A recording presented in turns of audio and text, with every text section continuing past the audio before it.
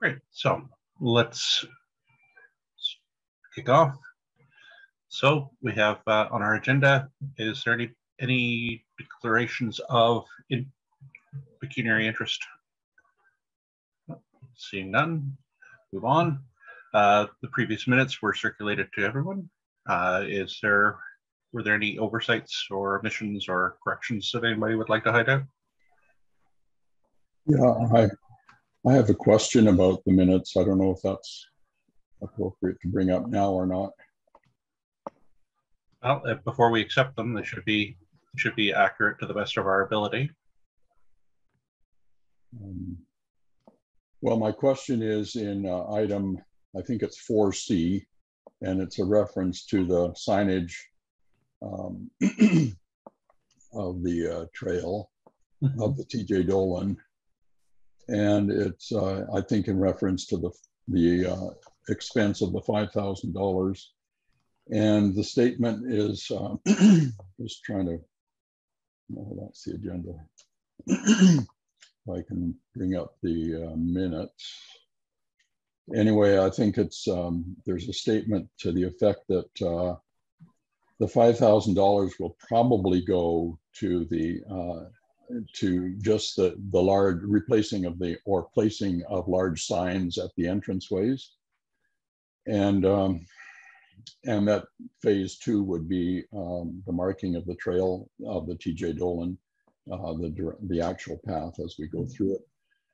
And it was my understanding when we discussed it that the blazing of the actual trail in the TJ Dolan would be part of phase 1 and would be included in that $5,000. And I know it's hard to say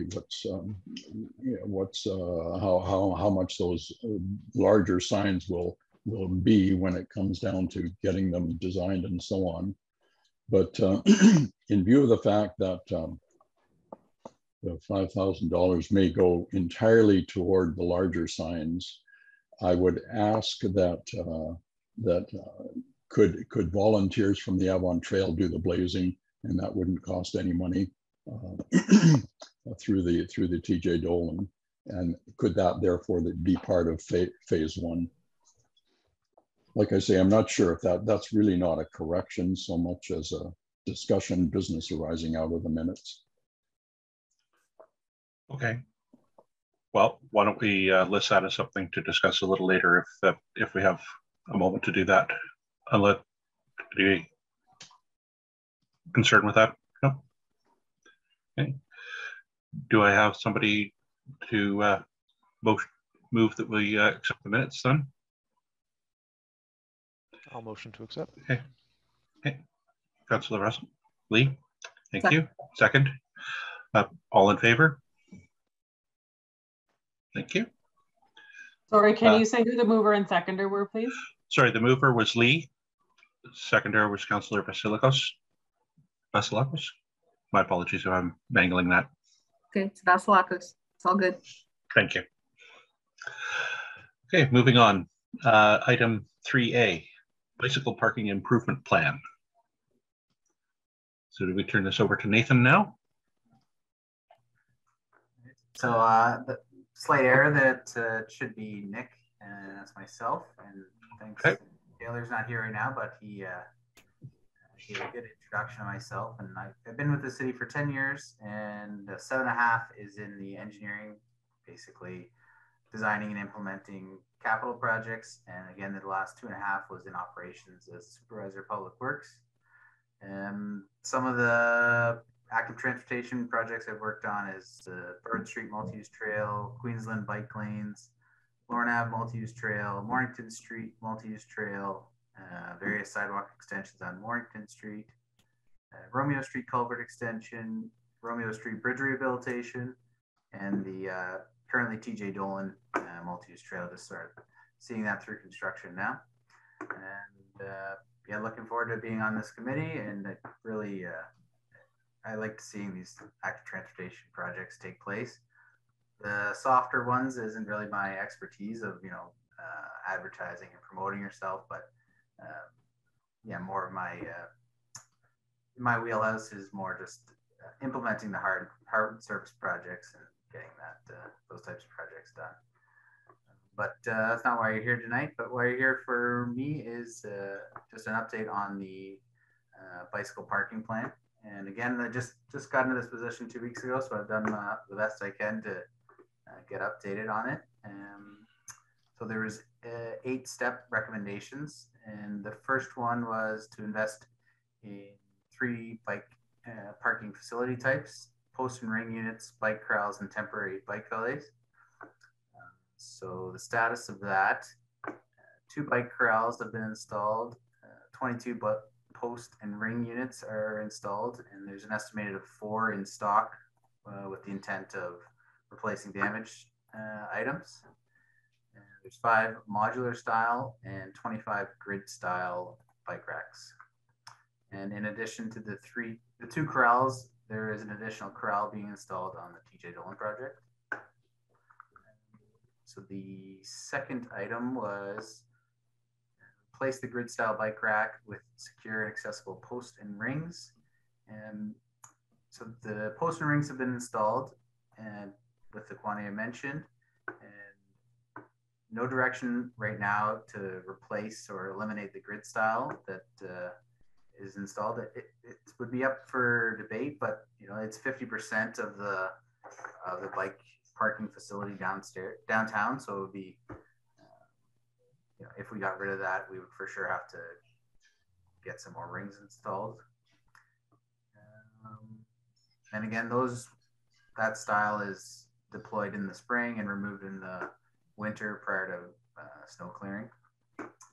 So the third item was sell the grid style bike racks to a third party, and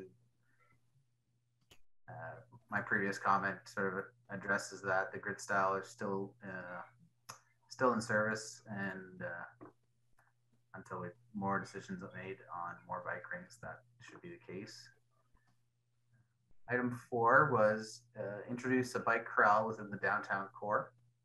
So that has taken place.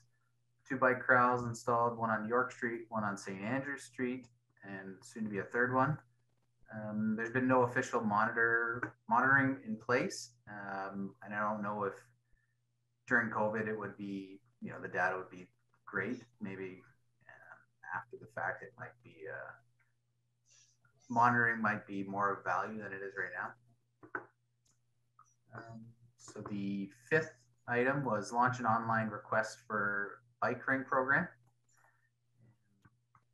So there isn't a formal request a bike ring program right now. And what I would do to have an avenue for residents to do this would be use report a problem application that the city has, and then staff could review the site.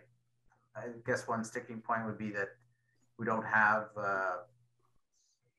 I believe there's no budget to continue to purchase more bike rings and then install them. So, if you have this program to request them, you sort of need to have the money set aside first, and then that would be a subsequent process. Hang on, Sarah has a question. I'm wondering if this could also be like a sponsor, like, how there's benches that are in memorial. Some people might want to put a bike post in memorial as well. So I'm wondering if there's an opportunity that if somebody wants to pay for that and put a plaque on it, then the cost might be covered. So just something to consider. Very true.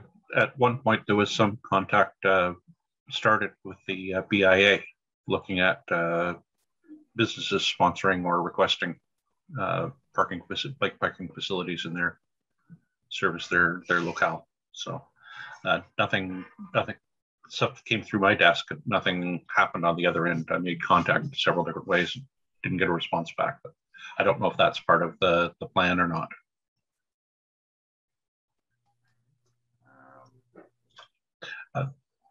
Councillor Vasilikos? Oh, yeah.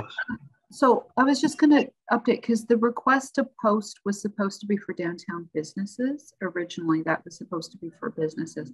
But the other, I think something that sort of got lost in this, originally the plan was to buy 75, that was to work up to 75 post and rings, right? And then be able to sell. So Nick is correct. we can't sell all of the other bike racks until we actually get enough of the others to do so. And I think I may be the only one who's been here long enough to remember when this was first done, but I think it was originally work up to 75, which is a lot more than what we have. And if we had 75, we probably could, you know, not use the other ones as much. Thanks for the background information there. Councilor Burke? While we're talking about it, sorry, I don't want to get too far into it, but we did have ITS meeting today, and the BIA was part of a presentation for cycle tourism, and they mentioned actually putting in some more bike rings in the downtown area. So I invited Rebecca to come to this meeting, which she had a previous engagement. So I told her that, you know, it'd be a good idea for us to connect to see what's going on with the parking plan and what ATAC's plans are, and then maybe that'll fit in better. So I had promised to send her the staff report from that we're going through now, and hopefully, David, that she'll reach out to you and maybe connect that way. Or she was talking about also, Wayne, you were working with her, right, through Cycle Stratford. So one way or the other, we'll all get on the same page. Okay. That's good. If can I add to that? Sure. Go ahead, Wayne.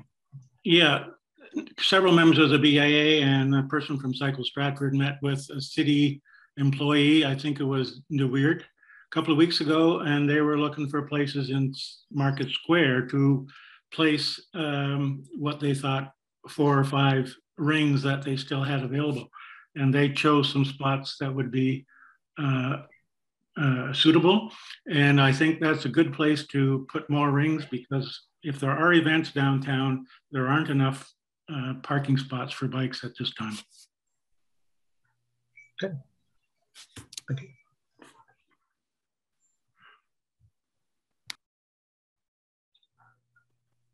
Okay. Any other? Okay, continue. Please continue. Thank you. All right. So number 6 was development promotional plan and map surrounding the release of the new bike facilities.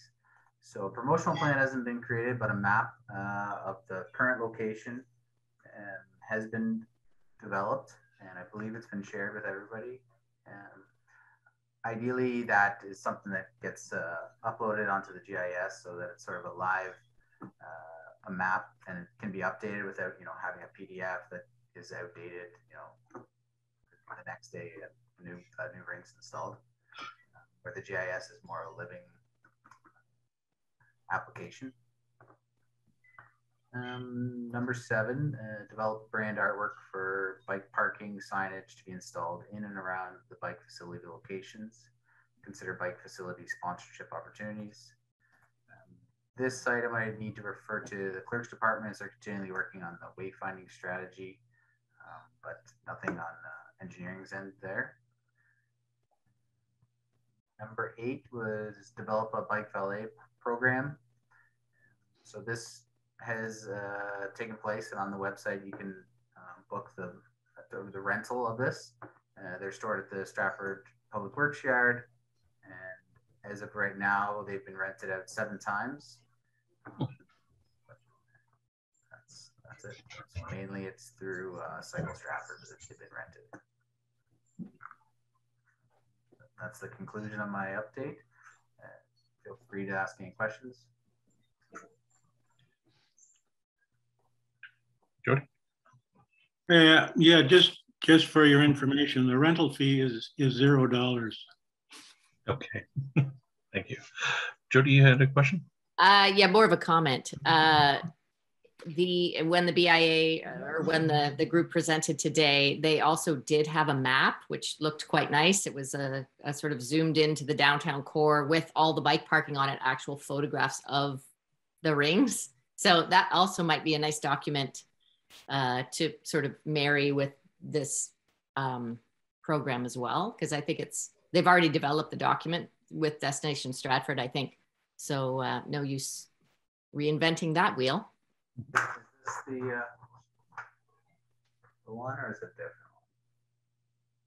Does it? I can't really tell. Does it have like the photographs on it, little circles? Oh, it doesn't. It just has Okay. a legend with the different styles of bikes. Well, they've gone really fancy. I think they got it done with Destination Stratford. So yeah, it's really nice looking. So if we can just pilfer that, that would be great. Yeah, John, you have a question? Yes, for clarification, what is BIA? The business improvement area. It's the business guidance group. Is that run through the Chamber of Commerce or through the city or?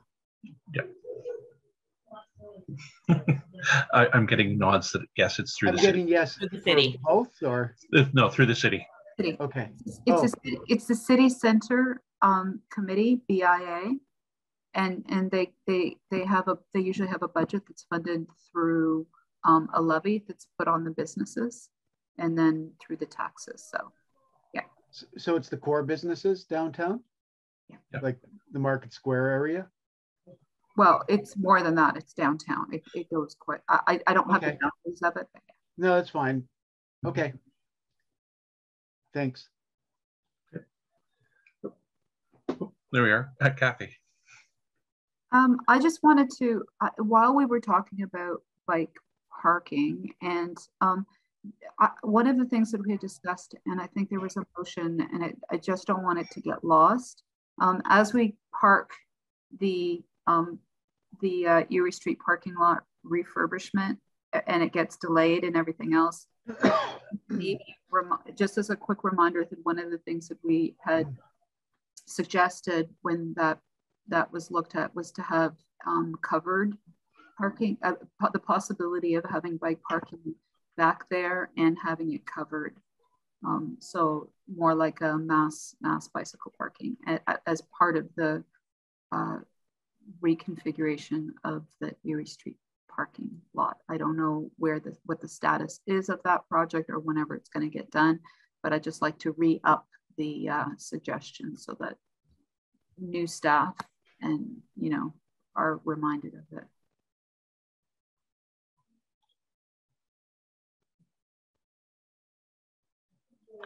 Any other questions or comments?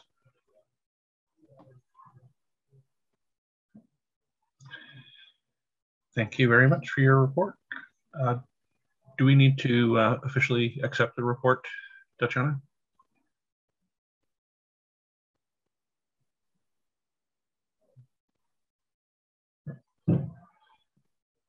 For the chair, it's my understanding this was for information report, so no, we do not need to have a motion to accept it.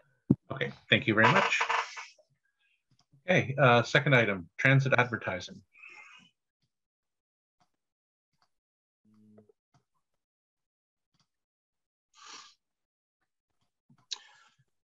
Hello and good evening to everybody. If you recall, for the ones that probably back in the spring, I attended this committee and kind of gave a brief summary speaking to advertising on buses.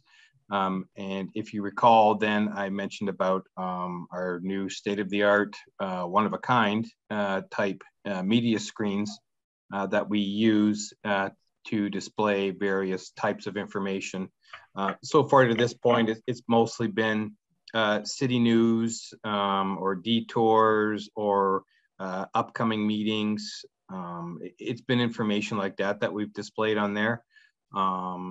Stuff like stat holidays, which Mr. Bites has been really helpful as far as the graphics part of that to help me design, because these frames of these slides need to be, there's some technical specifications to it that need to be completed. So it does take a little bit of resources for us to put these things or this type of information up on the screens, but it's generally very well received. And it's some very good information. We've done other things, some maybe smaller campaigns over the last year. It's mostly been COVID or pandemic related messages from the city or from HPPH. We got some slides up there now actually. And just some of those things that we do in kind as a courtesy to some organizations that need help getting out information, sometimes as quick as possible. or if there's something special that's an event that's going on, maybe a vaccine clinic that we can put up there, and literally thousands of people a day on the bus will see these messages. So we also talked about the main topic back in the spring, which we'll talk about more today, is the boarding of bikes on a bus. We had gotten some slides that Mike Bites actually worked on some graphics. I can't remember what committee member I received them from, but there were a couple slides about wearing, being seen at night, bicycle helmet kind of promotions that could be put up on a slide.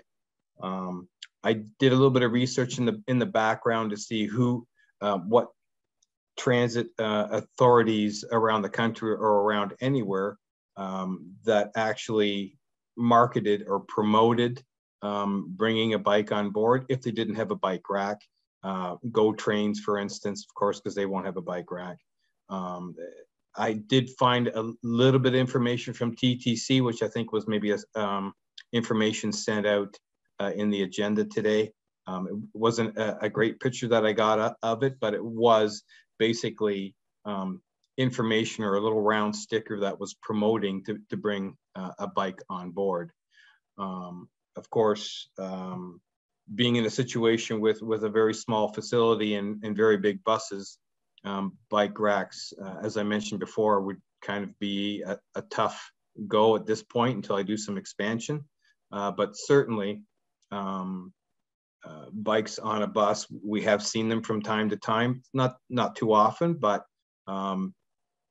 and that could be also maybe because we haven't really marketed that's allowable. Of course, it's allowable, and it's always operator discretion because they're in charge of the coach.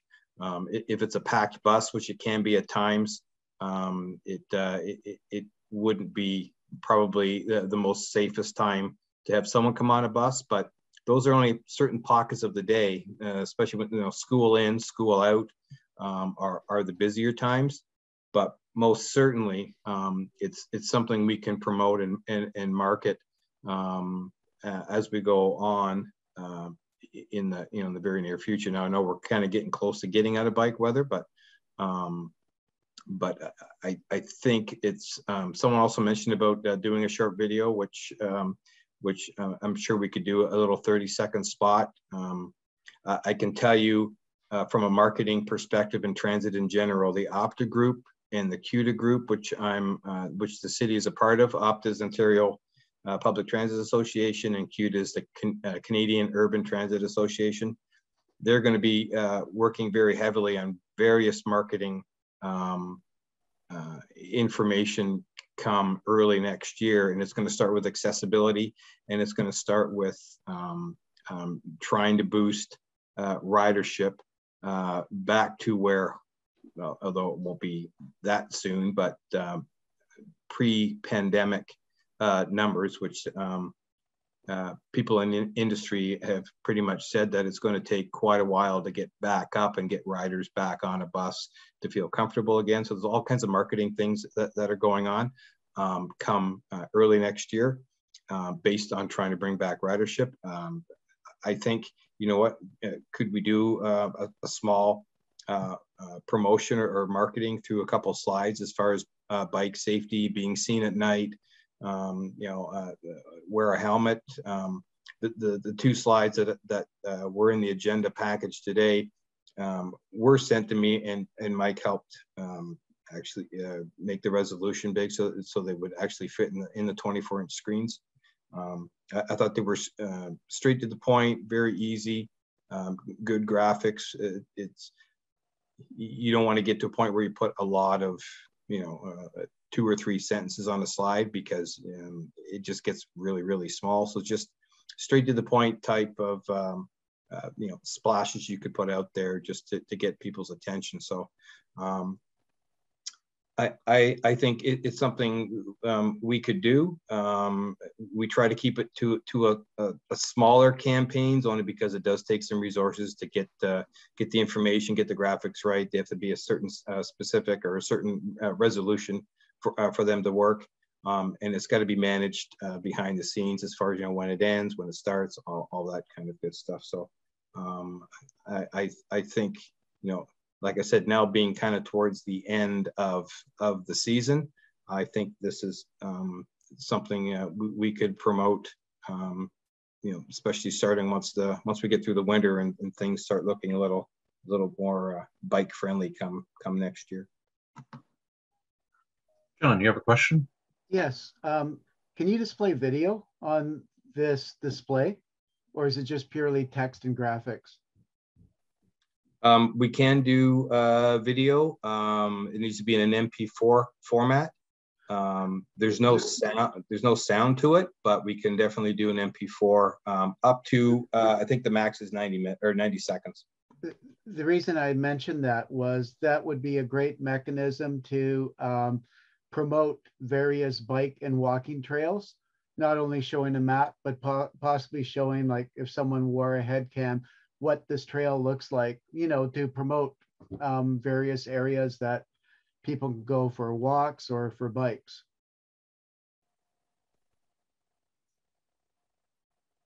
Yep, it's definitely doable. Kathy?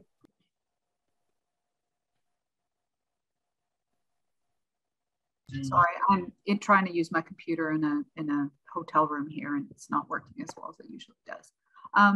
So I had a thought though, because, you know, we have like the spring with the cycling safety, but this would be a really great opportunity. Usually we talk about snow clearing.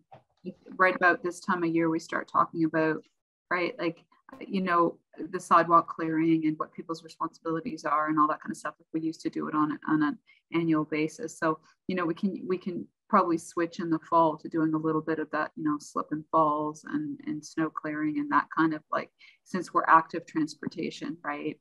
We don't do as much around pedestrian stuff as we do cycling sometimes in our promotions. So the bus might be a really good, and I know that the health unit has some stuff about how to, you know, walk like a penguin so you don't fall on ice and things like that. So, you know, just a thought, if we're trying to come up with some things to do for walking.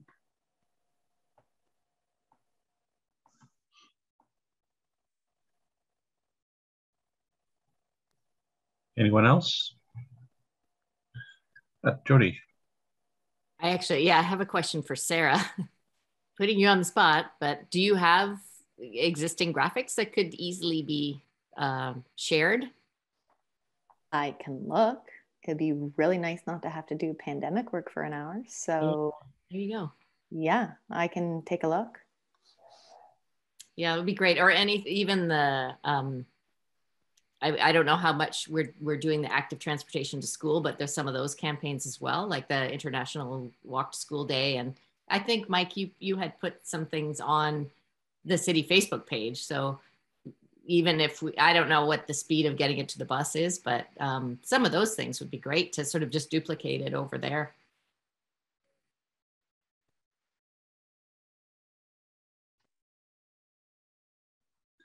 All good thoughts. So do you have more to continue, or? No, not really. It's just a matter of, you know, we do have this technology, although it does take some resources. A little tougher to do, you know, if you want to do a full program type of, that would be a little bit more, that would probably take a little bit more resources, but there's no issue with, you know, putting up a slide here, depending on, you know, if it's maybe one slide for something of the month, or, you know, that I could just rotate through all the buses. It can show up to, you know, 2 times a trip in a half an hour, or up to 30 times a trip in a half an hour. It can stay as a screen all throughout the trip. So it can be designed any way we want it. It's just a matter of, it's it's not impossible, but just a little tougher to kind of manage it and to change stuff very frequently. But certainly, if we have anything particular topic, or it's a hot topic, or whatever the case may be, we can certainly be accommodating. Sarah, you have a question? I just wanted to comment. I've been working with Mike recently with public health stuff. And so I think I've got the general idea of what's sort of needed. And so I'd be happy in the new year. I can't commit myself to doing anything much right now, but I'd be happy in the new year to kind of create like a schedule for ATAC of sort of months, things that we know are going to be coming each month. So the bike rodeo is in the spring. We know winter walk day for the kids. So kind of coming up with a schedule. Here's the graphics that would go with it. Here's the frequency we would want it. And here's when it can go on and off. So that would be something I'd be happy to probably commit in the new year to do. And then that would just be something where moving forward, if it's November, we would do like falls or whatever, and kind of using all these great ideas that people are already suggesting. So if that's something that people think would be a good idea, I am happy to commit myself in the future to doing that. Sounds like a good plan. Would that be perhaps the January meeting? Yeah, sounds good to me. Okay, Tatiana, you had something to add? So through the chair, yes, just to kind of help guide this discussion, it would definitely be recommended that graphics, content, and additional information could be compiled together and then given to staff. As much information as this group can provide would be greatly appreciated. And then I can work with the mics and make sure we're outlining the requirements that they will need in order to make this initiative occur. Very good. Is there any interest in actively pursuing this immediately by any of the members with Sarah's active participation in the new year? Kathy? I was going to say I could work with, as long as I knew what the specifications were, what the resolution, what the aspect ratio, what the size of the files needed to be. That kind of stuff I do a lot of, and I know how to do. So, I mean, you know, we could come up with, like, because I know like staff have an awful lot of work and some of this stuff is off the side of their desk, but I'm happy to work with Sarah to create some of the content. Like if she has like the graphics and the information, I'm happy enough to actually put them into a format that's sort of very easy to sort of, you know, give to staff, and mostly what they would be doing is reviewing and just checking that it works, as opposed to us, you know, putting the burden on them of coming up, you know, reformatting and all that kind of stuff. So I've passed everything to our graphics person at the health unit, and so they've done all the specifications already. So I would just make sure it's vetted through them first. Oh, so then it does. So you have capacity to do that. Oh, that's good. Any other members of the committee who would be interested in participating outside of the meetings, or should we just keep it at the meeting?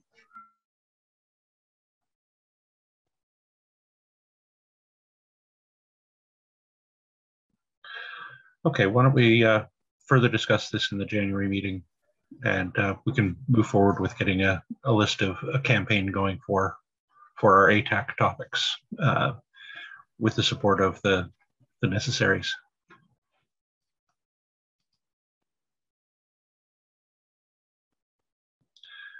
Okay, now we just have to remember to put it on the agenda for January.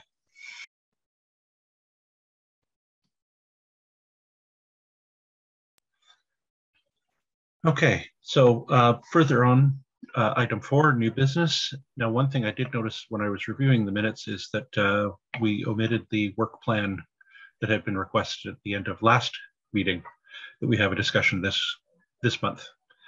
Is that a possibility, Sarah, or is that a possibility the committee? Has anybody looked at the work plan that Sarah provided last month?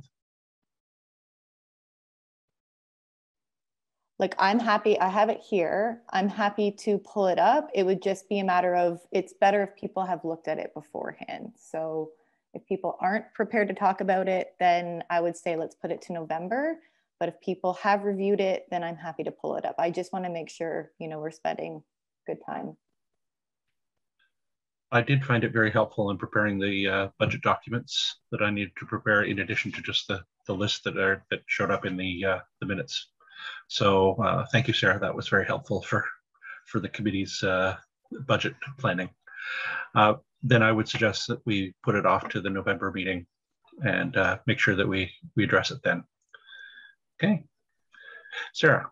Can I just add, if Nancy doesn't mind attaching that, or if like maybe it can get resent out after this meeting, if Nancy doesn't mind doing that, and then just noting to people that it's going to be reviewed in November, that would be great. And then what I can do is do kind of a strategy session for it.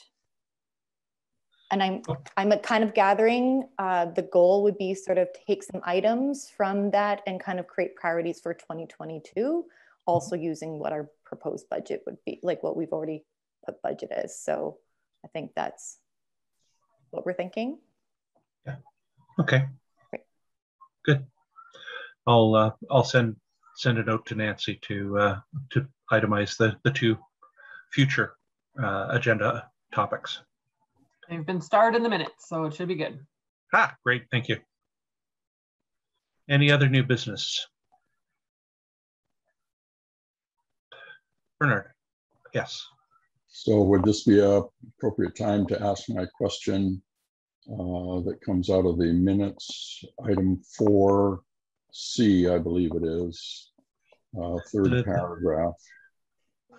The trail marking and blazing. Yeah.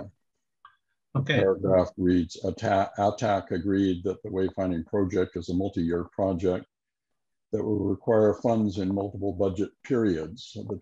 So this next sentence is my question. The trailhead signs and blazes are immediate, and additional signage would be phase 2. So I guess I'm just looking for some clarification as to whether, if the creating of the signs by the city graphics folks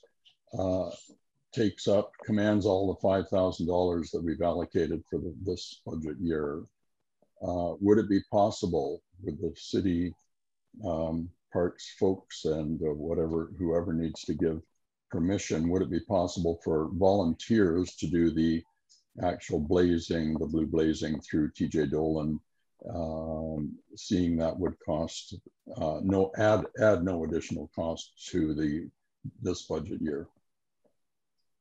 I saw both Jody and Kathy had raised their hand. So who would like to address that?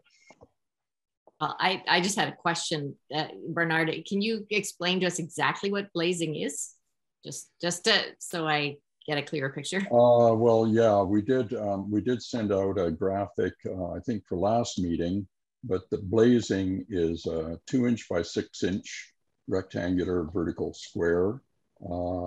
And so the system is that if the trail goes straight ahead, there's one 2-inch by 6-inch blue blaze on a tree or a post if there's no tree handy. And if there's a turn to the left, then there would be two blazes, one on top and then the other one offset below it, showing a left-hand turn and the opposite for a right-hand turn. So they're pretty inconspicuous unless you know what you're looking for. That's what the blazing system looks like. Kathy? I just wanted to, and Tatiana can hop in here. I believe the idea was, when we talked about phasing, it didn't really have to do with the marking of the trail. It had to do that phase 1 would be the design and creation of both the information signs, those larger signs that have all the, who TJ Dolan was and the large map and all of that. And then also the trailhead signs that talk about what the rules are and that kind of thing, that sort of that 3-sided trailhead signage. And so that was what the first phase, the idea of the first phase. And then second phase was the idea of like marking not just the Avon, the side trail, but also like the rest of the TJ Dolan Trail, and having some nice signage, some what distance you are, maybe including some information when you walk past the water treatment plant like they have now and tells you how it works, like those kinds of things, like animating the trail a little bit. I don't know that the marking of the trail was like a huge part of that cost. Like I think it was understood that this, and this is where maybe staff can come back and remind us that I think the marking of the trail is, I think they've given a go ahead and do it. And I don't know if it was a huge cost of it, but I also don't remember what it was about, whether it would have to be city staff to do it, because we do have sort of union and stuff issues like that, or whether volunteers could do it in the park system. Like that's where it got a little complicated. So I think they're two different things that we were talking about: the marking of the trail with blazes and signage where the trails come out in different places. Is that correct, Tatiana? I think I had that right. So through the chair, yes, that is exactly correct. So if you recall from our last wayfinding subcommittee meeting, staff were going to go back and ask a number of questions, one being who could actually paint the blazes. So we did find out that volunteers could paint them. So again, there wouldn't really be a major cost unless we were proceeding forward with like an actual metal rectangle that we were fixing to a tree or a light post or a sign. But with all of that being said, at this point, this project likely will not go ahead until 2022, just given staff time and resources and other priorities. And we are focusing on trying to get a quote from a consultant to develop the trailhead sign. But there is no reason why this couldn't potentially go ahead next year. And yes, we can use volunteers. So a follow-up to, could they mark the trail without all, like, could they just go ahead and do the blazes since people who use the trail know what they are, and then do the signage in the future? Like, is there any harm in having, if they have volunteers willing to mark the trail and paint it, would there be anything, is there any reason why we do have to sequence it in that way? So we would need staff to look at the proposed locations of the blazing, and just at this time in the clerk's office, we just don't have the resources to do both the consultant piece and to carry that out with community services, which is why I've recommended doing it next year. Again, we're just trying to manage expectations and the workload currently in our office. Well, that's fair. Can I ask a follow-up question of Tatiana? Then so our last subcommittee, Tatiana, I don't think I saw a report from that. And is that because you're backed up with city staff and you're not able to proceed with this until next year? So through the chair, that's correct. I haven't had a time to review the minutes and to carry out a number of the action items. I am hopeful that we'll gather the information that we need to at least get a quote from a consultant initially on the design works that will understand what kind of budget figure we would need for the trailhead sign. Once we kind of can move that project along, then my intent would be to work with community services on the blazing component, and then work with yourself and your team for the volunteers. Okay, thank you. So would it help things along if the Avon Trail folks actually took this time while staff were waiting to do other stuff to actually try to come up with locations where they want them and do some of that work that they'll need to do, so that they're once staff are ready to review the locations are good to go? So I believe Bernard's already provided a significant amount of information on potential locations. It's now just, again, trying to take that information and work with staff.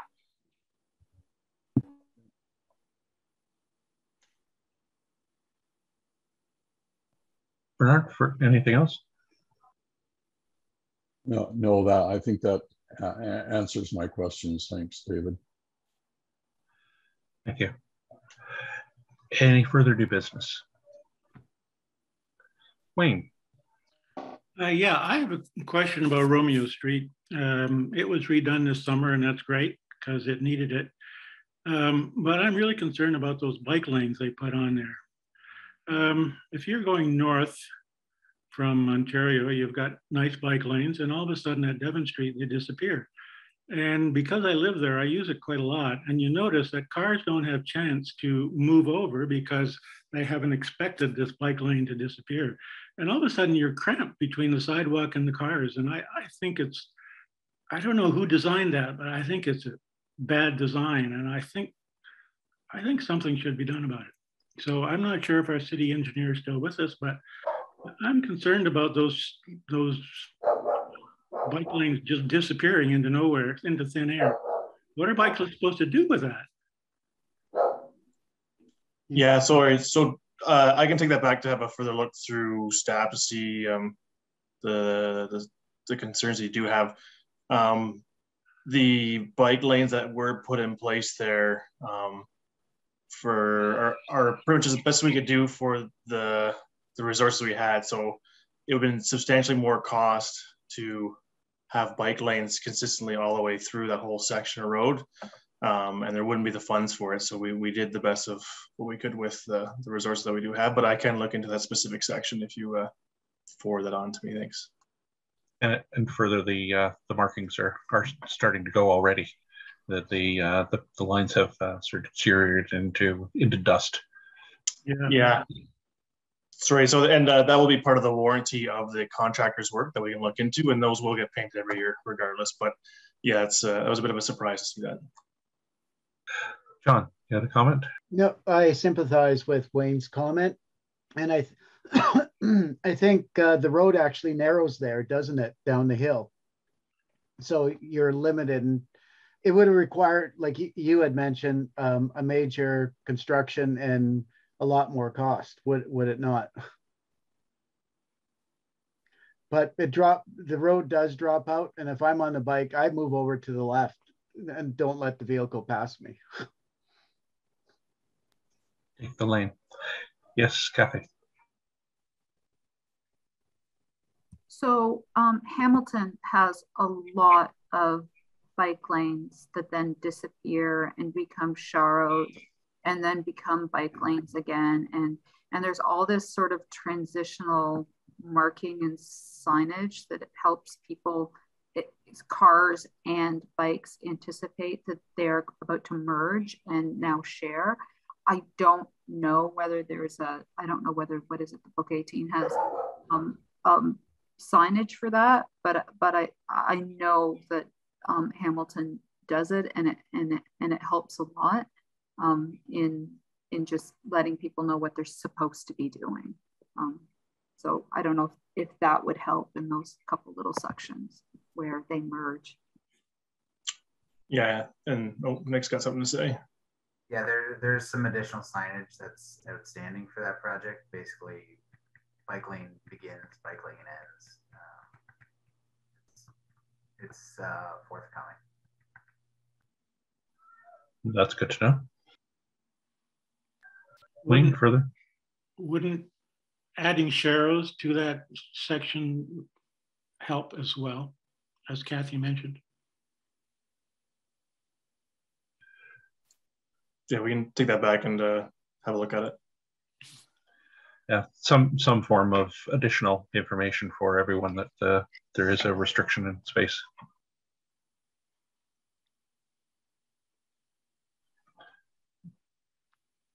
Any further business? Just to touch on that, the share arrow, like any further painting, isn't likely is not going to happen this year. Just not going to get a good product. And, it would be the spring when any painting, but the signage could happen.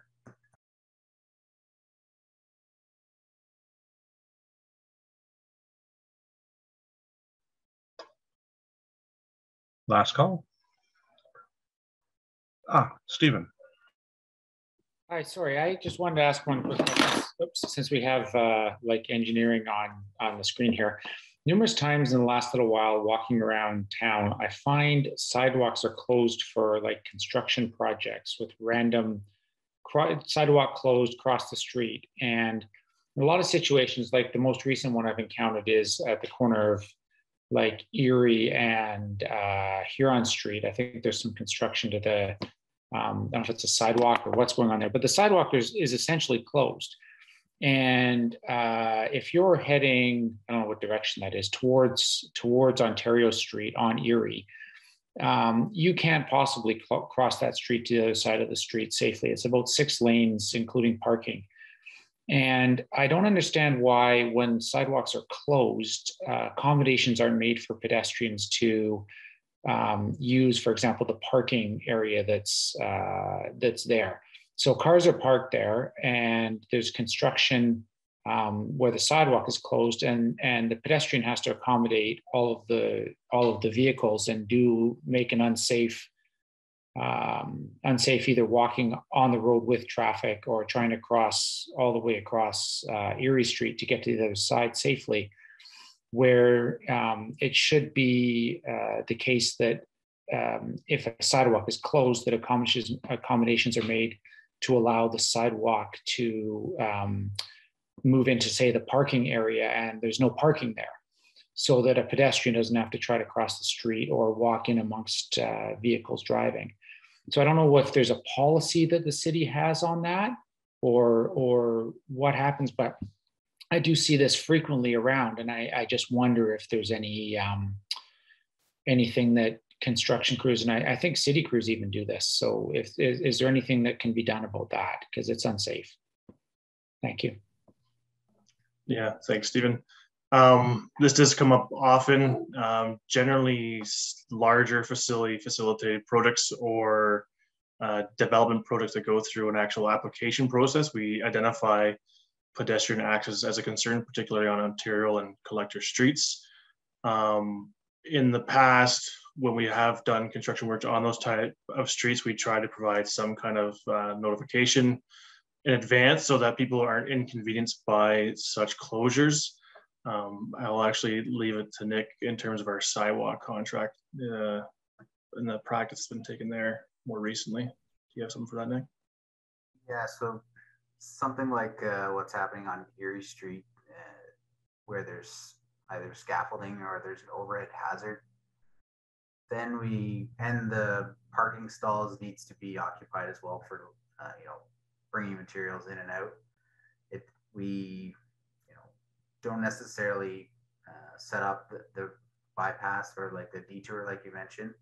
It's more put advance notice at the forthcoming intersections. So saying sidewalk closed ahead, and then when you get to the location where there's work taking place, then you say, okay, sidewalk closed. We've done it in the past where it's like a bigger, long project where the sidewalk's going to be closed for a great deal of time. Then you can remove the curb, detour the traffic onto the road, but that is more of like a disturbance because you're digging up the road a bit for a temporary condition so that wheelchairs and things can get sloped down to the road, then get on the road, go through the parking, and then up. Try to avoid it just because you don't have to fix the road again after the fact. We can be more cognizant of when it's a longer term approach to try and detour the traffic onto the road if necessary. And always, if there is an issue that you see, by all means, send a message to engineering and we can have a look at it and go from there as well. So.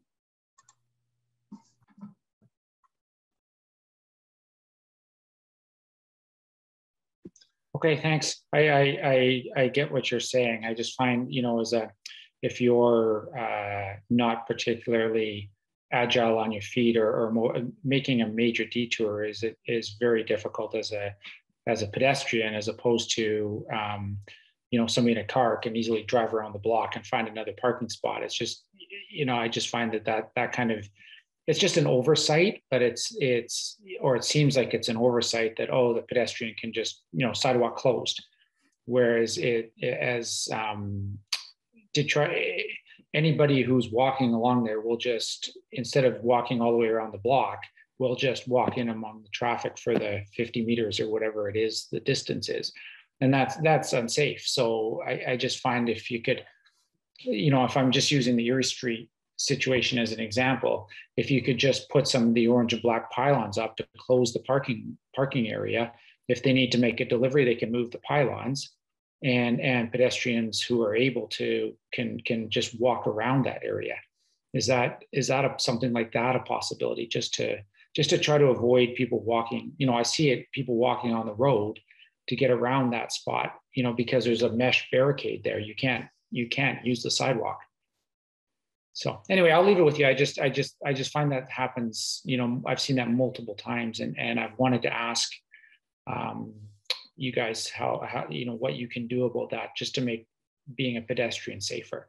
So I'll leave it with you to look into. I appreciate your consideration. Thank you. Thank you, Stephen. Thank you guys for your feedback. Okay, I note that the next meeting is November the 24th, and without any further ado, would somebody like to raise the motion of adjournment? Bernard, seconded by Jody. All in favor? Meeting is adjourned. Thank you very much for your participation.